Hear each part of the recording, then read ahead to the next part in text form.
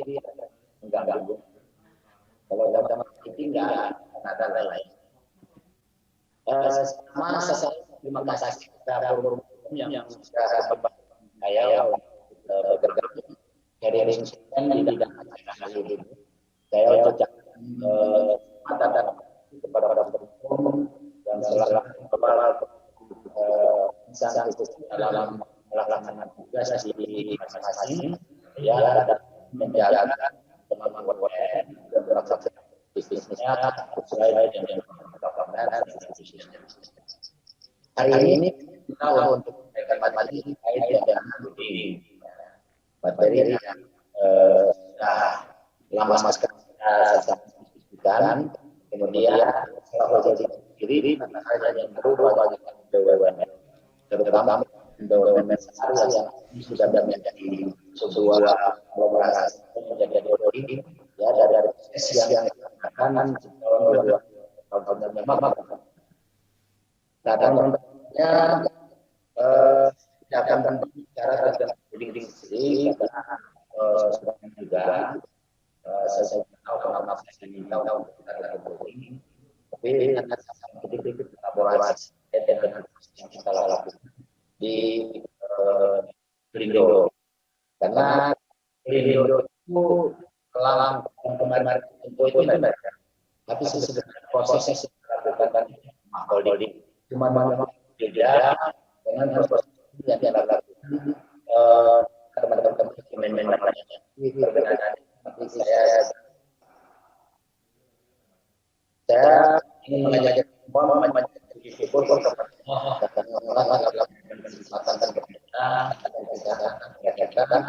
bertemu ya sehingga kita dapat acara mudah-mudahan bermanfaat dan jadi berkah bagi semuanya.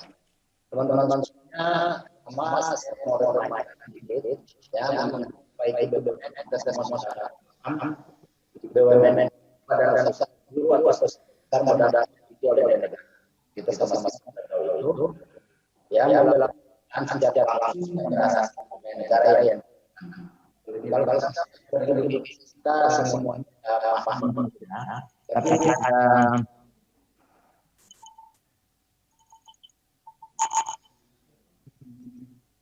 tapi ada beberapa titik apa namanya krusial di pengertian yang mungkin harus kita pahami bersama. Yang pertama, BUMN itu penyerahannya langsung. Artinya negara yang harus menjadi pemegang saham. Kalau BUMN menjadi pemegang saham, berarti statusnya bukan BUMN. Kemudian dia berasal dari kekayaan negara yang disahkan. Kekayaan negara yang disahkan ada pengertiannya di pasal 4 penjelasan pasal 4 Undang-Undang BUMN yang mengatakan bahwa yang dimaksud dengan kekayaan yang disahkan itu adalah mengeluarkan kekayaan negara untuk dijadikan penyertaan modal dan selanjutnya pengelolaannya dilakukan secara korporasi dan tidak lagi tunduk pada sistem APBN. Itu pemahaman yang ada dalam Undang-Undang BUMN. Saya kira kita tidak berdiskusi tentang itu. Nah, kemudian pengertian perusahaan holding itu ada tiga macam. Ya. Ada pendirian perusahaan yang khusus disiapkan untuk menjadi pemegang saham perusahaan lain dengan tujuan investasi, baik dengan atau tanpa kontrol yang nyata. Ini juga nanti akan berpengaruh kepada beberapa bentuk holding yang kemudian ada dalam praktek. Yang kedua, korporasi yang memiliki saham biasa pada perusahaan lain dalam jumlah yang cukup sehingga dapat mengendalikan perusahaan tersebut. Kemudian suatu perusahaan yang dibentuk dengan tujuan khusus untuk memiliki saham dan mengendalikan operasional perusahaan lainnya. Dari tiga pengertian itu kemudian kita bisa lihat bahwa holding itu ada tiga macam, yaitu ada yang namanya investment holding atau financial holding. Ini hanya taruh modal doang, intinya begitu. Kemudian ada yang strategic holding, dia taruh modal, dia buat perencanaan, dia mengendalikan proses secara makro. Kemudian operational holding, dia taruh modal, dia mengendalikan strateginya, bisnisnya, tapi sekaligus dia juga melaksanakan operasional bisnis. Nah ini tiga model holding yang berkembang di dalam prakteknya. Nah, dari tiga holding ini kita bisa lihat lanjutnya. Kalau finansial atau investasi holding, fungsi yang paling utama dia itu hanya dua. Ya. Banyak sekali fungsi-fungsi yang bisa dijalankan, tapi karena dia itu sifatnya investment holding, maka dia hanya melaksanakan financial target setting, kemudian portfolio management.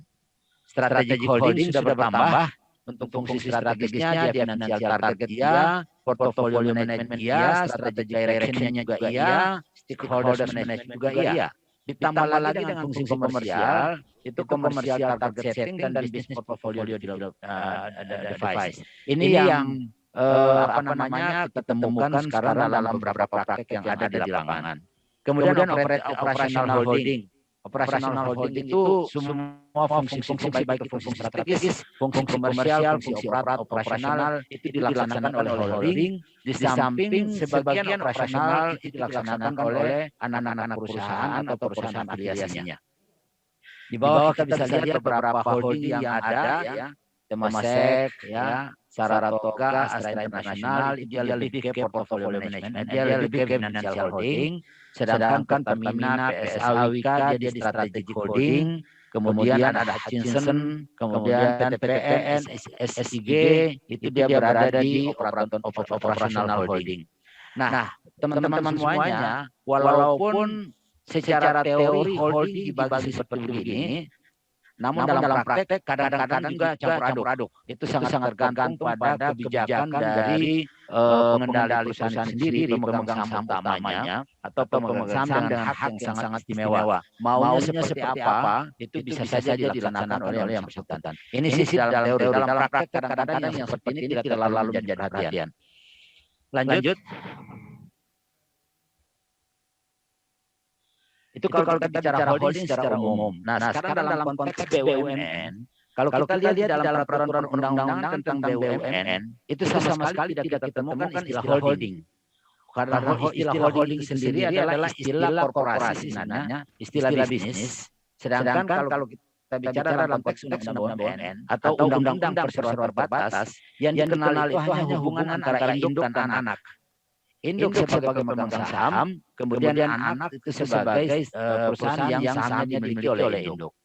Nah, dalam konteks ini kemudian ditambahkan dengan pengertian kontrol. Jadi ada kepemilikan saham, ada kontrol. Kalau kepemilikan saham tanpa kontrol, ini juga sulit untuk kita katakan dia holding. Tapi kalau dia minoritas tapi dia kontrol, itu pun bisa dimasukkan ke dalam kategori holding.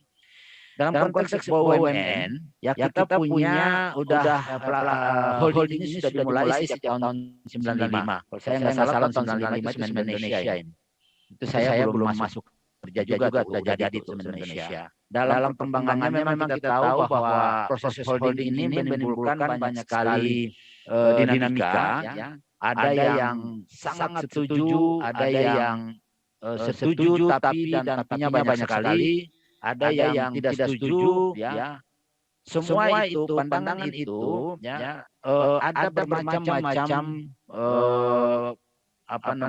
bermacam-macam alasan atau bermacam-macam pertimbangan. Kalau yang mendukung melihat bahwa holding ini merupakan salah satu strategi dalam rangka pengembangan BUMN yang mana kalau BUMN itu sudah menjadi lebih baik, maka akan memberikan kontribusi kepada bangsa dan negara yang lebih besar.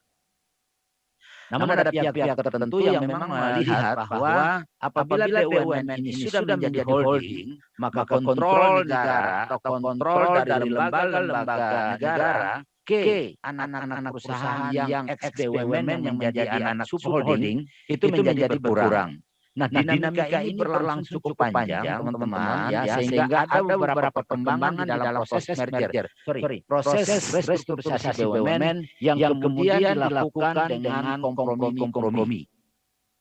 Sejak berlakunya Undang-Undang BUMN 2003, BUMN dan kemudian dilanjutkan dengan penerbitan PP nomor 44 tahun 2003 tentang Badan Usaha Milik Negara, tentang tata cara penyataan dan penatasan modal negara pada BUMN. Pembentukan holding BUMN dilakukan berdasarkan beberapa ketentuan yang diatur dalam Undang-Undang BUMN maupun PP 44 itu sendiri. Nah, kalau kita lihat di sana, yang diatur itu adalah penyertaan modal. Nah, ini ada satu hal yang menarik karena pada waktu undang-undang dan PP ini dulu dibentuk, ya, saat itu ada pemikiran untuk dibuatkan PP khusus yang mengatur tentang holdingisasi dalam bentuk imbreng saham. Karena memang sejak awal dulu rencana holding yang dikaji baik dari zaman 1995 maupun holding yang menjadi bagian dari rencana restrukturisasi besar BUMN yang dimulai oleh Menteri Aden pada tahun 98 itu format holding yang dilakukan memang adalah dengan mengimbrengkan saham negara pada beberapa BUMN ke dalam salah satu BUMN sebagai induk. Nah, sehingga pada waktu pembahasan dari PP nomor 44 waktu itu ada beberapa pakar yang mengatakan bahwa PP 44 ini belum mengakomodir ketentuan tersebut. Saya ingat persis pada saat kemudian mereka mendiskusikan itu secara panjang lebar sesama pakar, mereka mengatakan tidak sejalan.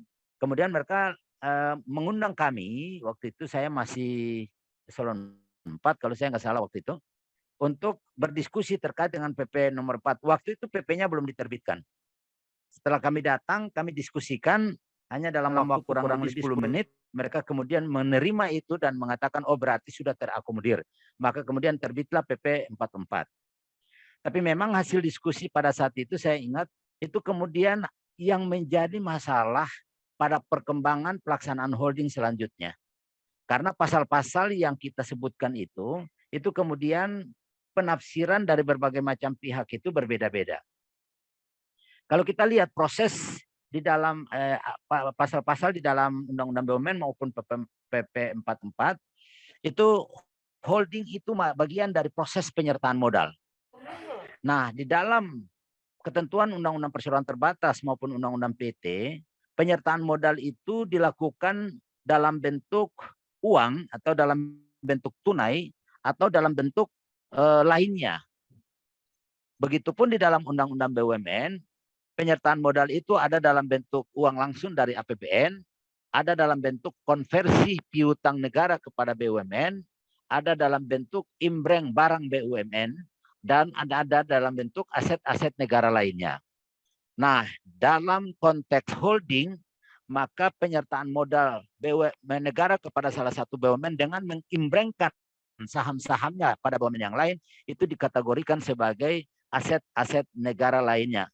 Bukan negaranya yang lain ya, aset-aset negara itu harus dibaca jadi satu prasa.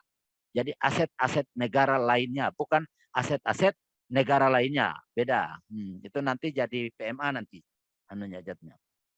Nah, kita bisa lihat di chat ini dalam Undang-Undang BUMN dan PP 44 ya dikatakan pembentukan holding BUMN dilakukan berdasarkan dengan cara melakukan pengalihan imbreng investasi pemerintah saham dari suatu BUMN ke BUMN lain.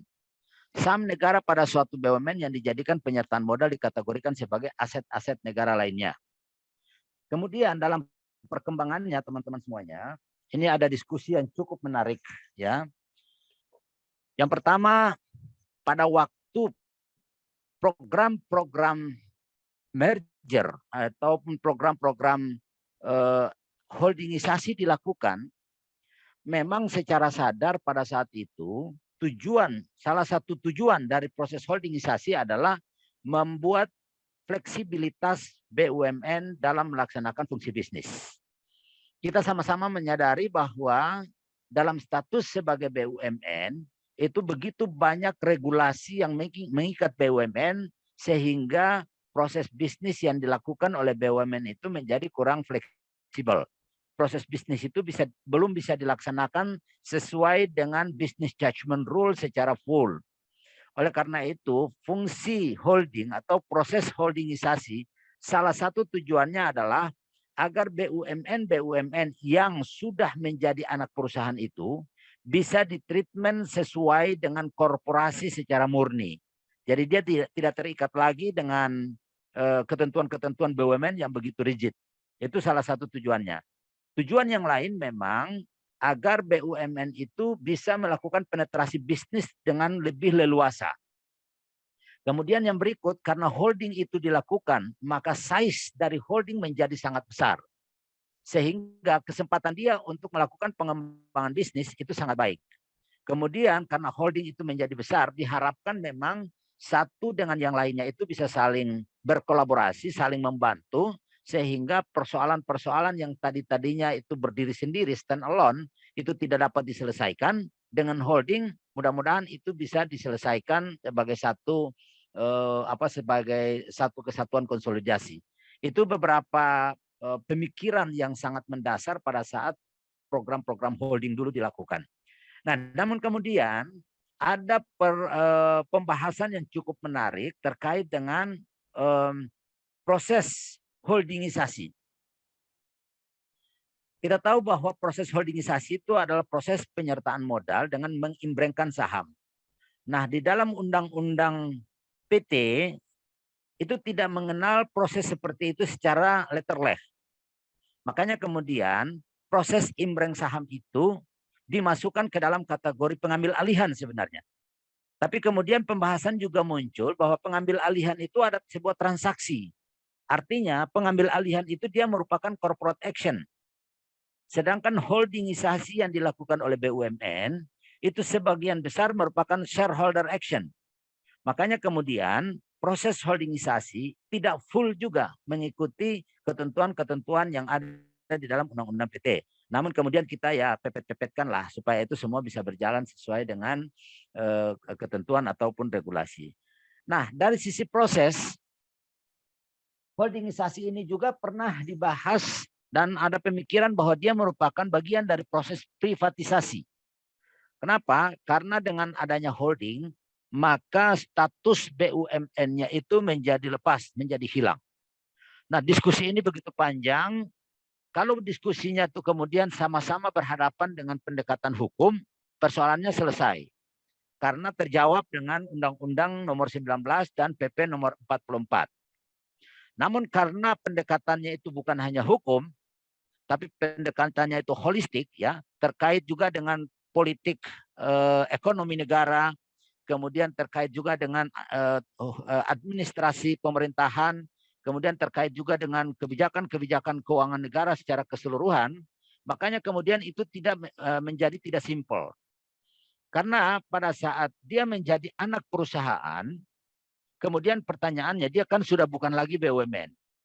Karena dia sudah bukan lagi BUMN, pertanyaan akan muncul, kalau dia akan diprivatisasi, itu perlu nggak persetujuan ke DPR? Karena berdasarkan ketentuan privatisasi BUMN itu perlu membutuhkan persetujuan DPR. Atau dia perlu lagi dengan PP atau tidak? Nah, pertanyaan-pertanyaan itu begitu menggema sehingga menghambat proses holdingisasi pada masa itu. Atau paling tidak ada yang harus diselesaikan dulu agar proses holdingisasi ini bisa berjalan dengan baik. Nah, itulah salah satu latar belakang kemudian kenapa munculnya peraturan pemerintah nomor 72 tahun 2016 tentang perubahan atas PP nomor 44 tahun 2005. Sehingga nanti kalau kita baca di dalam PP nomor 72, setiap proses holdingisasi, maka untuk BUMN yang diimbrengkan, negara masih harus tetap memegang saham seri A. Itu adalah pasal kompromi agar negara tidak lepas kontrol terhadap BUMN. Itu terkait dengan diskusi-diskusi yang berkembang pada saat itu. Nah, itu kira-kira latar belakang 72. Nanti kita bisa diskusi lebih lanjut kalau teman-teman nanti masih membutuhkan informasi lebih lanjut. Nah, kita melihat kemudian untuk holdingisasi ini, kemudian pemerintah memiliki hak istimewa, yaitu saham Dwiwarna, itu untuk 3 hal, yaitu pengangkatan anggota direksi dan komisaris, perubahan anggaran dasar, dan perubahan struktur kepemilikan. 3 hal ini sebenarnya sangat wajar sekali, ya, bahwa anak perusahaan itu kalau umpamanya dia mau bergerak, itu tidak bisa lepas dari pemegang saham utama. Karena ini terkait dengan bagaimana pemegang saham utama itu mengamankan investasinya. Namun ada satu problem yang kemudian dihadapi setelah pasal Dwiwarna ini ada, yang tadinya kita rencanakan holding itu supaya bisa dikonsolidasi laporan keuangannya, namun dari segi Asosiasi Akuntan Indonesia itu tidak bisa menerima kalau kontrol 3 hal ini masih di pemerintah, itu maka tidak dapat dikonsolidasikan. Makanya kemudian terhadap BUMN-BUMN yang diholdingisasi, kemudian pada saat itu ada kebijakan memberikan surat kuasa. Nah, surat kuasa itu sebenarnya latar belakangnya bagaimana supaya bisa dikonsolidasikan laporan keuangannya. Itu sih kira-kira beberapa hal yang itu. Lanjut. Ini beberapa holding yang sudah ada di BUMN ya. Terus lanjut saja. Nah, itu kita bicara holding. Sekarang bagaimana dengan Pelindo? Ya, ini sekilas saja buat teman-teman semuanya. Mungkin banyak yang sudah mendengar terkait dengan proses merger Pelindo. Nah, hari ini saya coba ceritakan sedikit lebih. Mudah-mudahan ini bisa mendapat informasi langsung dari sumber primer nih. Yang pertama, Pelindo itu di tahun 60 sampai 69 itu bentuknya adalah perusahaan negara, perusahaan pelabuhan negara.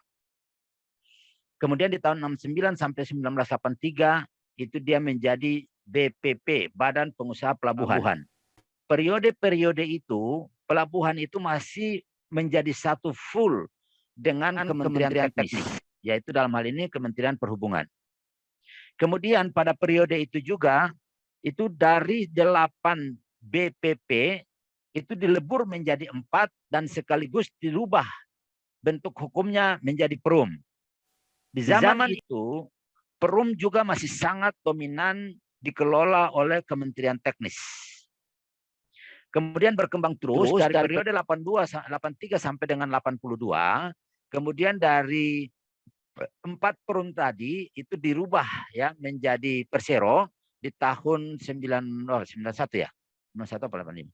Ya, itu menjadi Pelindo 1, 2, 3 dan 4. Itu sejarah perkembangan Pelindo. Lanjut. Sekilas saja kalau ini.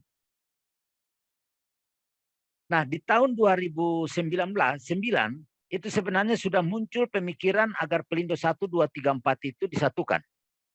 Setelah berjalan selama 18 tahun, kenapa dirasa perlu untuk disatukan? Karena nature bisnis dari pelabuhan itu tidak bisa berdiri sendiri. Karena dia adalah perusahaan connectivity. Kalau yang namanya connectivity, maka harus ada titik awal dan titik akhir. Nah, kalau pelabuhan itu berdiri sendiri-sendiri, sementara dia melayani Indonesia Sabang sampai Merauke itu merupakan satu rangkaian konektivitas, maka hasilnya jadi tidak optimal. Makanya sejak tahun 2009 sebenarnya pemikiran untuk mengholdingisasi atau menyatukan Pelindo itu sudah terpikirkan sejak saat itu. Prosesnya begitu panjang, teman-teman semuanya, ya. Kajian per kajian sudah dibikin, saya juga nggak ngerti, mungkin udah lebih dari 10 apa 20 kajian gitu. Kemudian di tahun 2012 ya, Pelindo itu merupakan perusahaan yang mengelola pelabuhan dan memberikan pelayanan pada customer baik shipping line, cargo owners, penyeberangan penumpang dan lainnya. Selain itu sifat pelayanannya Pelindo tidak bisa berdiri sendiri antara satu dengan yang lain. Nah, di tahun 2012 sampai dengan 2019 pemikiran itu kemudian semakin semakin intens ya, sehingga di tahun 2019 itu ada beberapa tim yang dibentuk untuk melakukan holdingisasi. Bahkan sebelum tahun 2019, balik dulu. Nah, ini aja, kita di sini aja. Ini rinciannya nih, kita bisa lihat ini. Tahun 60 perusahaan negara, tahun 83 menjadi Perum, tahun 91 menjadi Persero, tahun 2009 itu kajian pertama, ya kajian holding pelabuhan dan pengerukan jadi satu. Kemudian tahun 2012 kajian integrasi Pelindo 14, 2013 studi holding pelabuhan Indonesia, pembentukan PT Terminal PT Kemas Indonesia. Saat itu kemudian muncul yang namanya virtual holding sebenarnya. Tapi kemudian virtual holding itu tidak berjalan. Kemudian 2016 dibentuk PMO National Virtual Holding Studi Pelindo Incorporated. Ini juga tidak berjalan sebagaimana mestinya. Sempat dibentuk salah satu PT untuk mengelola seluruh PT Kemas Indonesia, tapi kemudian PT-nya jadi pengelolaannya tidak diserahkan. Tahun 2017 ada inisial pembentukan holding maritim. Ini juga seingat saya prosesnya sudah cukup jauh. Seingat saya sudah sampai di Kementerian Keuangan. Dan di sini tidak hanya Pelindo. Pelindo digabung dengan pengerukan, digabung dengan dok, ya digabung dengan kawasan industri kalau saya nggak salah nih. Semua jadi satu menjadi holding maritim. Tapi kemudian itu juga tidak berjalan. Di tahun 2018 ada studi integrated port network, itu ada 7 pelabuhan di dalam RJPP, ini juga tidak bisa berjalan sebagaimana mestinya. Di tahun 2019 inisiasi pembentukan subholding PT Kemas. Ini juga saat dalam proses berjalan, kemudian muncul inisiatif untuk melakukan integrasi atau sinergi atau integrasi BUMN pelabuhan. Dimulai dari tahun 2019 sebenarnya, di tahun 2020 itu kajian-kajian high levelnya diselesaikan. Kemudian memasuki tahun 2021 bulan Maret, saya ingat itu kajian implementasinya dikerjakan dan kemudian prosesnya sampai dengan pembentukan atau penggabungan Pelindo menjadi satu di tanggal 1 Oktober 2021 ya 2021. Nah, teman-teman semuanya, kalau kita bicara merger, ya udah setelah merger berarti tinggal satu company. Tapi terkait dengan Pelindo, itu setelah merger itu diholdingkan. Jadi kalau yang lain itu holdingnya itu dengan mengimbrengkan saham-saham BUMN yang lain ke salah satu BUMN sehingga BUMN yang lama eksis. Untuk Pelindo disatukan dulu, semuanya menjadi satu. Kemudian kita bentuk klaster-klaster baru menjadi sub-holding, anggota holding dari Pelindo. Jadi kalau sebelumnya Pelindo itu dikelola pembagiannya berdasarkan wilayah kerja, sedangkan bisnisnya itu A to Z, ya. Kemudian integrasi antara Pelindo 1, 2, 3, 4 itu tidak bisa berjalan sebagaimana mestinya. Sistemnya juga berbeda-beda dan seterusnya. Nah, kita satukan semua menjadi satu sehingga sistem semua menjadi satu. Namun karena portofolio bisnis yang ada di Pelindo begitu luas, kemudian kita gabungkan atau kita bagi menjadi 4 kategori bisnis. Yang itu kemudian dikelola oleh subholding masing-masing. Yaitu ada subholding PT Kemas, ada subholding non PT Kemas, ada subholding marine and equipment, dan ada subholding logistik dan kawasan industri atau hinterland. Itu prosesnya. Nah, ini kita bisa lihat dalam pembentukan opsi terbaik untuk menentukan sebuah holding. Kita melakukan kajian dari berbagai macam sudut pandang. Jadi pada saat timnya dibentuk itu belum harus merger. Masih ada opsi holding dan juga masih ada opsi penggabungan dan juga tetap ada opsi peleburan. Berdasarkan pengkajian dari sisi efisiensi, fokus kompetensi, disruption operasional, hukum, waktu eksekusi, kemudian ada pajak dan juga ada cost merger, maka kemudian kita memutuskan bahwa yang paling mendekati kepada kebutuhan pengembangan pelabuhan untuk jangka panjang, terutama dalam rangka memberikan pelayanan kepada customer Indonesia di shipping line dan seterusnya, maka pilihannya jatuh kepada holdingisasi atau penggabungan. Ini kira-kira, nanti bisa kita diskusikan. Lanjut aja. Ini prosesnya, teman-teman semuanya. Ini kami sengaja sampaikan bahwa proses merger Pelindo termasuk sangat spektakuler. Tapi mohon teman-teman jangan meniru 100%. Karena ini agak-agak challenging banget. Bukan agak ya, sangat challenging. Kita bisa lihat teman-teman semuanya, kita memulai kick off meeting untuk mempersiapkan holding Pelindo itu pada tanggal 4 Maret 2021. Kemudian di tanggal 9 sampai 11 Juni kita melakukan rakortas Pelindo. Pada saat itu juga di bulan Juni, tanggal 24 Juni, itu direksi dan karyawan, dalam hal ini diwakili oleh serikat pekerja, itu melakukan penandatanganan berita acara kesepakatan. Nah, ini trigger awal untuk mengamankan internal proses di Pelindo. Makanya kalau umpamanya dengar bahwa proses merger Pelindo itu tidak ada gejolak sama sekali di internal, karena langkah ini yang kita amankan sejak awal. Dan alhamdulillah, kebetulan teman-teman dari serikat pekerja begitu mendukung proses ini, dan mereka juga maunya tidak muluk-muluk. Maunya itu masih sebatas yang namanya hak-hak normatif karyawan. Itu yang kemudian kita akomodir dan makanya kemudian smooth. Nah, di tanggal 28 sampai 29 Juli kita melakukan rakortas kedua ya. Dan kemudian pada bulan Juni tanggal 30 Juni kita melakukan rapat kerja dengan Komisi 6 DPR RI. Alhamdulillah teman-teman semuanya rapat kerja pertama itu langsung dari DPR Komisi 6 mengeluarkan statement mendukung sepenuhnya proses merger Pelindo. Itu yang membuat yang merupakan kalau mau dibilang energi yang cukup besar buat kita sehingga kita bisa mendorong ini lebih cepat. Pada tanggal 10 Agustus ada FGD lagi, kemudian ada rakortas lagi, kemudian ada pembahasan antar dep, itu semua berlangsung di bulan Agustus ya. Jadi di bulan Agustus itu sendiri kita aktivitasnya ada 6 aktivitas terkait dengan proses ini. Di bulan September, ini yang challenging nih teman-teman semuanya. Tanggal 1 September 2021 itu pengumuman ringkasan rancangan penggabungan itu sudah dilakukan. Namun pada saat itu proses harmonisasi PP belum dilaksanakan. Kemudian proses merger Pelindo itu dalam proses menjadi PSN itu juga belum selesai. Kajian bersamanya pun masih dalam proses. Pertanyaannya, kenapa semua itu belum selesai, tapi kemudian tanggal 1 September itu sudah diumumkan? Jawabannya karena memang target dari Bapak Presiden itu triwulan ketiga harus tuntas. Dan triwulan ketiga itu paling terlambat tanggal 30 September.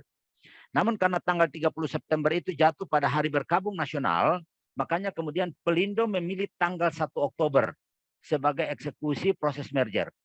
Nah, di dalam ketentuan undang-undang, 1 bulan sebelum RUPS atau 1 bulan sebelum proses merger, itu sudah harus diumumkan. Makanya kita memilih tanggal 1 tetap diumumkan. Dan alhamdulillah Pak Wamen pada saat itu berkesempatan untuk ikut mengumumkan.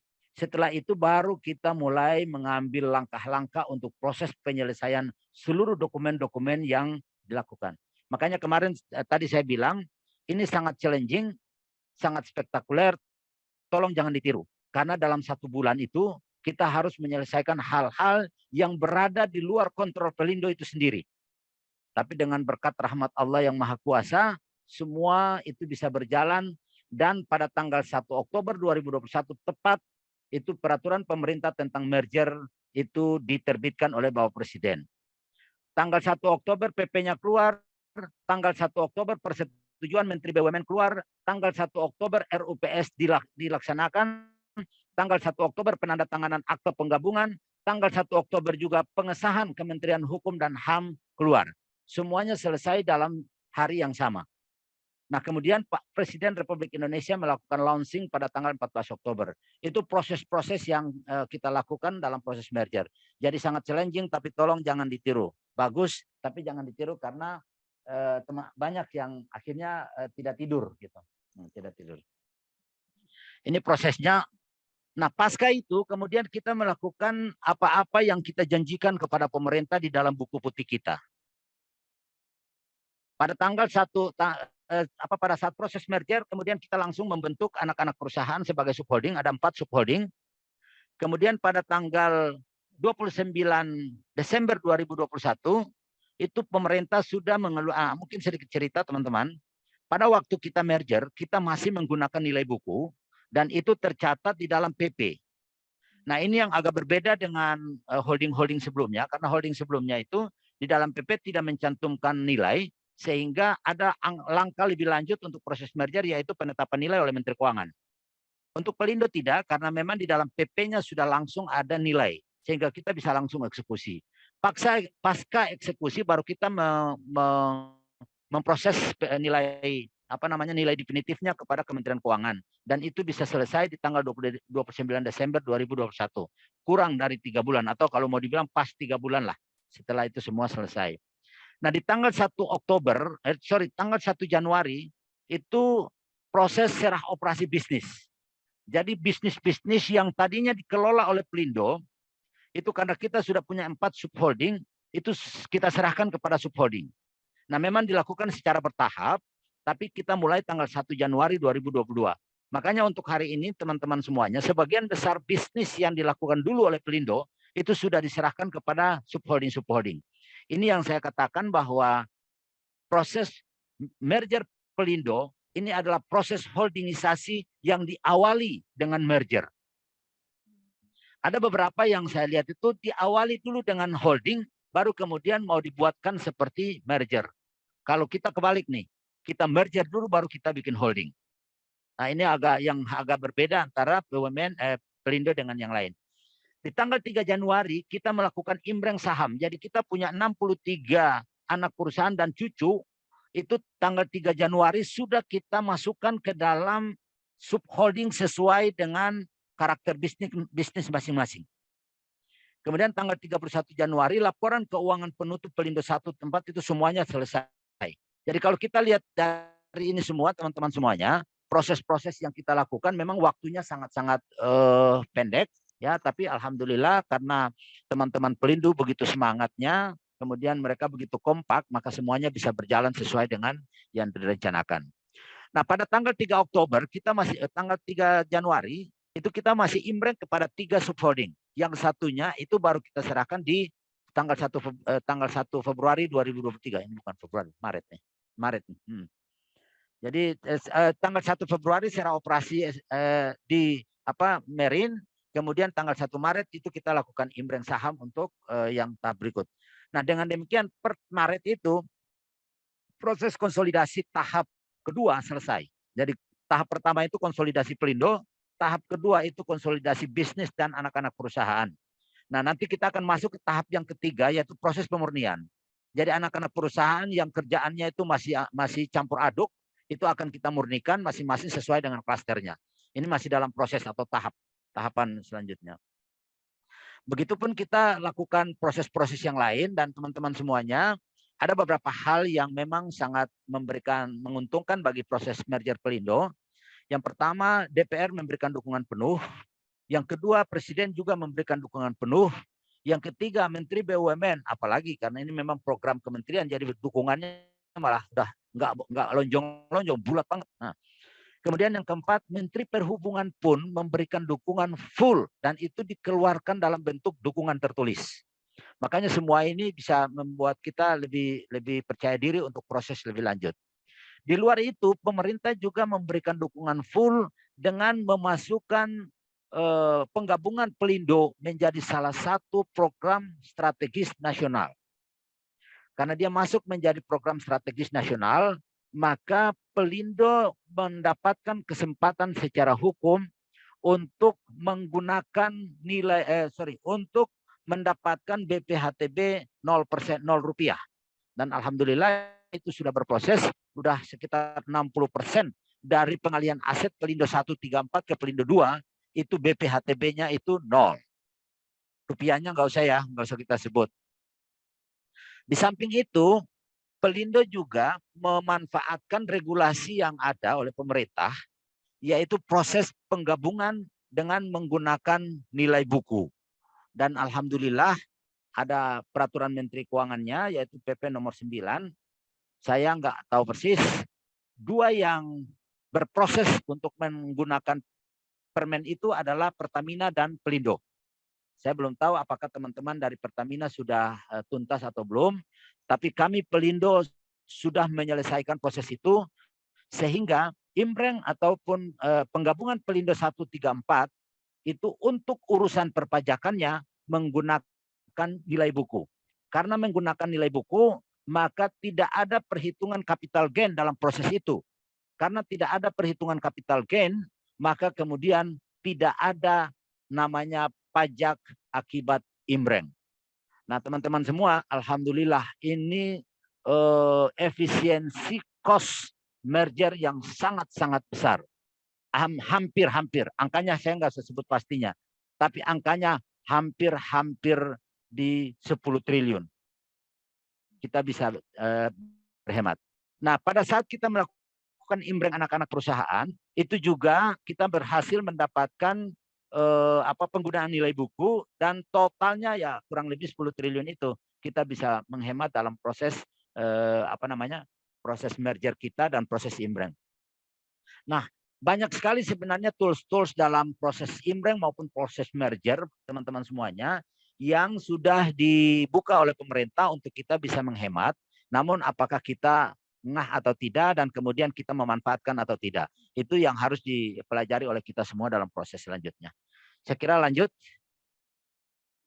Nah, ini manfaat daripada proses merger kita ya. Ini nanti mungkin bahannya bisa dibagi saja. Nanti setelah merger, Pelindo secara total itu menjadi 8 pemain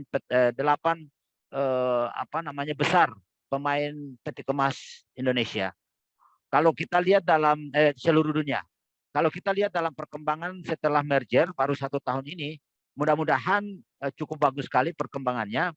Kalau kita mentargetkan di tahun 2025 itu sekitar 19 juta, hampir 20 juta teos, mudah-mudahan itu bisa lebih dari itu. Saya nggak usah bacakan satu persatu. Ini yang jelas kajian kita itu harus ada manfaat buat negara atau pemerintah, harus ada manfaat buat masyarakat, harus ada manfaat buat ekosistem Pelindo, dan harus ada manfaat buat Pelindo itu sendiri. Lanjut. Nah, ini tadi yang saya sebutkan bahwa kita punya 4 subholding, yaitu SPTP, SPMT, SPJM, dan SPSL.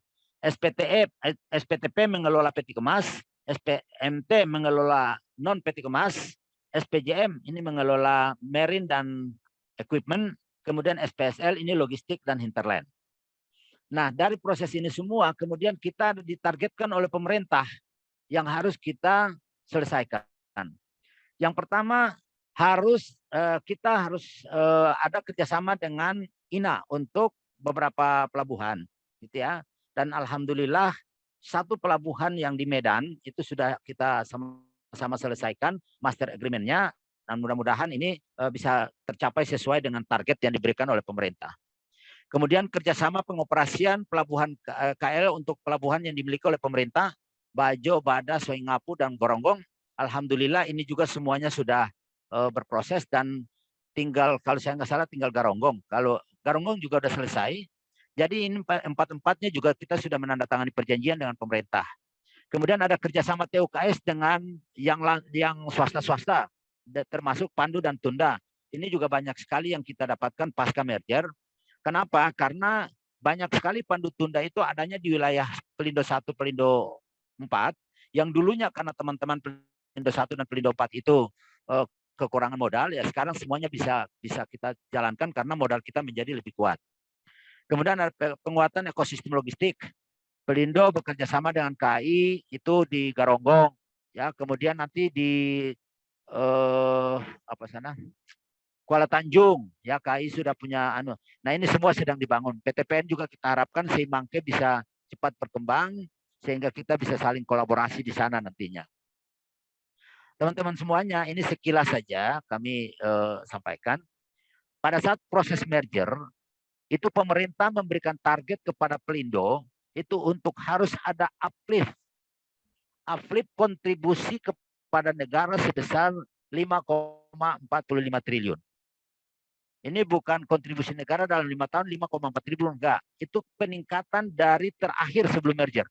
Jadi konsolidasi 1, 2, 3, 4 itu harus ada tambahan 5,4 triliun. Dan insya Allah kami optimis sekali karena hanya dalam waktu 1 tahun ini kita sudah melihat bahwa kita setor dividen kepada pemerintah itu dibandingkan dan sebelumnya itu sudah 135% di atas tahun sebelumnya.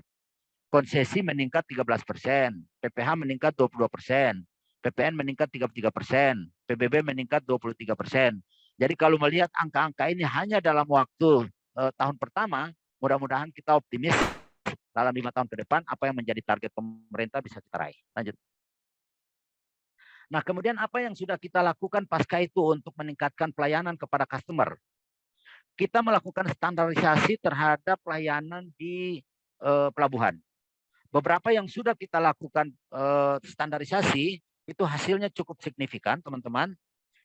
Kita bisa lihat ini, untuk TPK Belawan, BSH-nya itu dari 20, biasanya artinya bongkar muatnya ya, dari 20 box per jam, ya, itu meningkat menjadi 45 box. Sehingga kapal yang tadinya untuk bongkar muat dengan kapasitas yang sama, itu harus 2 hari, setelah proses yang kita lakukan lakukan itu tinggal 1 hari. Jadi cost yang bisa diefisiensikan oleh teman-teman dari shipping lain cukup besar.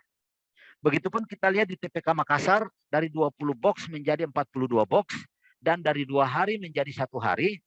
Kemudian di Makassar dari 22 Makassar Newport dari 20 menjadi 39 dan port stay-nya dari 2 hari menjadi 1 hari.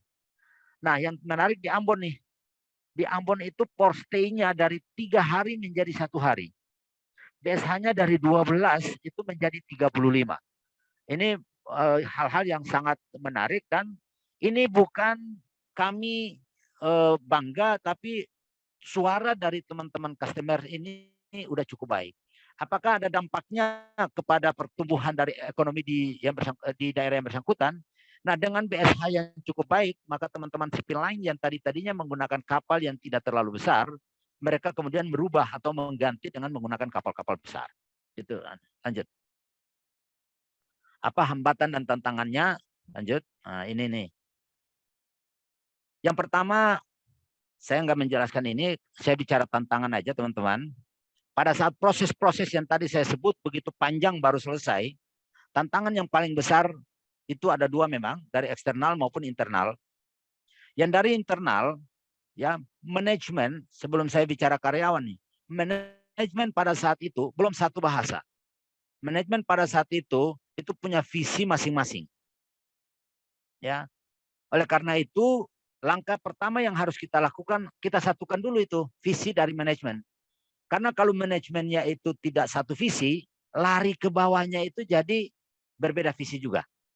Setelah manajemen satu visi, ya, kemudian baru kita mulai berbicara dengan teman-teman karyawan. Nah, yang dulunya juga teman-teman karyawan masing-masing juga punya pandangan-pandangan yang tersendiri-sendiri. Tapi dengan kita komunikasi yang cukup baik, akhirnya semua karyawan pun sepakat dan setuju dengan proses merger ini. Untuk teman-teman ketahui, pada saat kita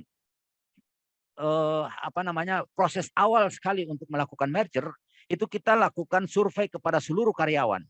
Dari seluruh karyawan ada 96% karyawan Pelindo 1, 2, 3, 4 ikut dalam proses survei itu, dan alhamdulillah 96% dari itu semua menyatakan siap mendukung merger. Yang sisanya bukan tidak setuju, tapi belum paham mergernya nih kayak gimana sih. Nah, jadi kita lalu berkesimpulan berarti semuanya memberikan dukungan. Makanya prosesnya bisa. Supaya itu semuanya bisa lancar, maka kemudian pemerintah, dalam hal ini Kementerian BUMN, membentuk tim ya yang beranggotakan Kementerian BUMN, kemudian Pelindo 1, 2, 3, dan 4. Kemudian semuanya berproses. Lanjut. Nah, ini adalah instansi-instansi yang harus kita bicara dalam rangka memuluskan proses merger. Ada dari DPR, ada dari Kementerian Sekretariat Negara, ada dari Kementerian Koordinator Bidang Perekonomian, Sekretariat Kabinet, Kementerian PPN atau Bappenas, koordinasi dengan harmonisasi dengan Kementerian Hukum dan HAM untuk meminta nama dan seterusnya. Kemudian pendapat hukum dari Jamdatun, kemudian dukungan dari Kementerian Perhubungan, dan kemudian penyesuaian perizinan, kemudian dari Kementerian ATR untuk pengalihan hak atas tanah, kemudian dari Pemda untuk mendapatkan BPHTB 0 rupiah ya, dari Depdagri dan Pemda. Alhamdulillah kami juga mendapat dukungan dari Menteri Dalam Negeri kepada seluruh Pemda untuk memberikan BPHTB 0 rupiah. Dari KPPU dan dari Kementerian Keuangan. Nah, dari Kementerian Keuangan ini banyak sekali perannya dalam proses merger. Yang pertama untuk kajian bersama, kemudian penetapan nilai definitifnya, persetujuan nilai buku, persetujuan penggunaan nilai buku atas pengalihan harta dalam rangka pengambil alihan usaha.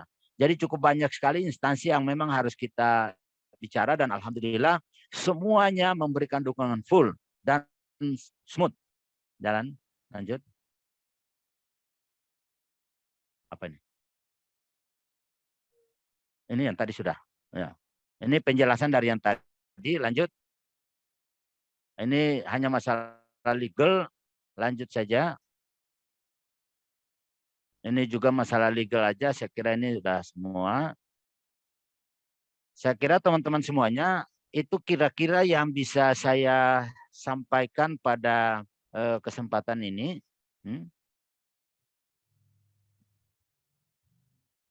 Pokoknya. Coba buka. Terus lanjut lagi. Ini aja. Enggak, udah saya jelaskan. Nah, Bu Lucy, saya kira itu yang bisa saya sampaikan pada kesempatan ini. Selanjutnya mungkin kita bisa berdiskusi. Terima kasih. Assalamualaikum warahmatullahi wabarakatuh.